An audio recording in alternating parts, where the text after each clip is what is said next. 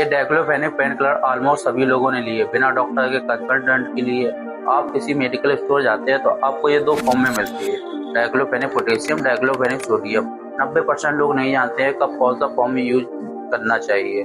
मैं हूं आपका फार्मासिस्ट, आपको सिंपल लैंग्वेज में बताता हूँ। डाइक्लोफेनेक पोटेशियम ये हमारे शरीर में जल्दी डिजोल्व होता है। ये अक्यूट कंडीशन जैसे migraine pain, dental pain, muscle pain, इन सब में यूज करना चाहिए। अगर आपके सडन पेन होता है तो आपको डाइक्लोफेनेक पोटेशियम लेना चाहिए।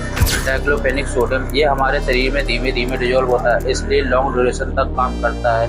ये क्रोनिक कंडीशन जैसे स्पॉन्डिलाइटिस, आर्थराइटिस, ऑस्टियोआर्थराइटिस, इन सब में यूज करना चाहिए। सिंपल सी बात याद रखो, sudden pain your body first relief then use diclofenac potassium. अगर क्रोनिक कंडीशन स्टिफनेस, आर्थराइटिस और बैक पेन होता है और आपके ये बार बार पेन आता है तो आपको सोडियम, डाइक्लोफेनेक सोडियम लेना चाहिए। और जानकारी के लिए मुझे फॉलो करें और DM करें।